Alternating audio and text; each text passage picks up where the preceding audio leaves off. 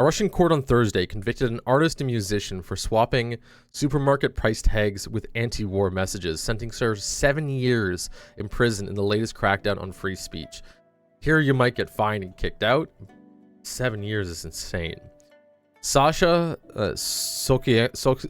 Shkolienko was arrested in her native St. Petersburg in April 2022, charged with spreading false information about the military after replacing tiny price tags with ones that decried Russia's invasion of the Ukraine. The Russian army bombed an art school in Mariupol. Some 400 people were hiding in it from the shelling, one read. Another said Russian conscripts are being sent to Ukraine. Lives of our children are the price of this war. A customer at the supermarket who found the slogans reported them to the authorities.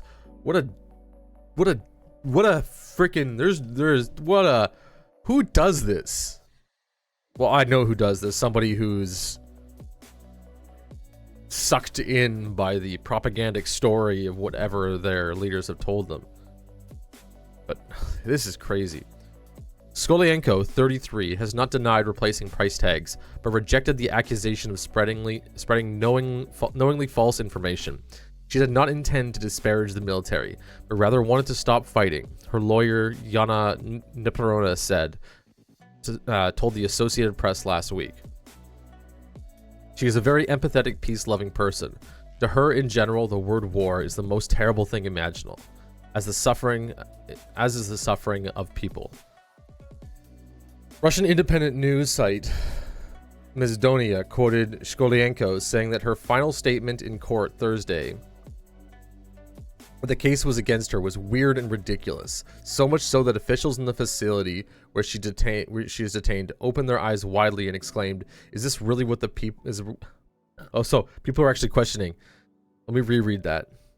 Russian independent news site Mezdonia quoted Skolienko as saying her final statement in court Thursday that the case against her was weird and ridiculous. So much so that officials in the facility where she's detained open their eyes widely and exclaim, "Is this really what the people are being imprisoned for now?" Yes, it is. And everybody in that room is complicit with it. I know there's a lot going on and it's very hard. I would probably just sit there in court too as everything happened. But we can't take away the responsibility of the community, and whoever's in that room, that's a community. She also alleged that an investigator working on her case even quit his job, telling one of her lawyers that he didn't join the investigative committee to work on cases like this one against Sasha Skolienko. Addressing the judge in a courtroom full of supporters, Skolienko said, "Everyone sees and knows that it's not a terrorist you're trying. You're not trying an extremist. You're not trying a political activist either. You're trying a pacifist." Her supporters applauded.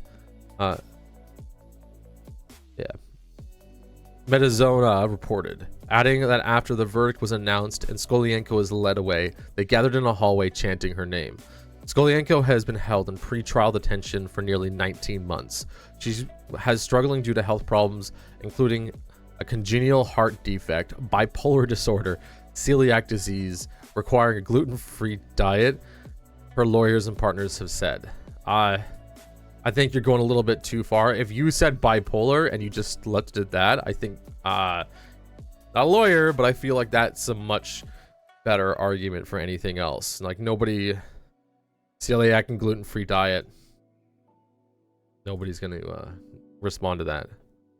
There's a huge fear that Sasha will end up without medical help, she added.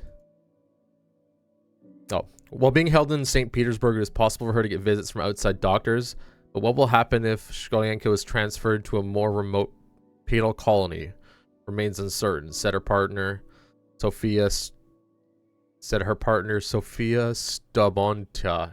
I don't know these names. Sorry, guys.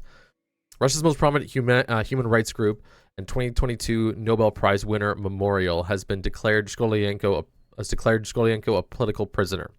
According to the OVD info, another prominent rights group that monitors political arrests and provides legal aid, a total of 19,834 Russians have been arrested between February 24th, when the war began, and late October 23 for speaking out or demonstrating against the war. Nearly 750 people have faced criminal charges for their anti-war stances, and over 8,100 have faced petty charges of discrediting the army, punishable by a fine or a short stint in jail.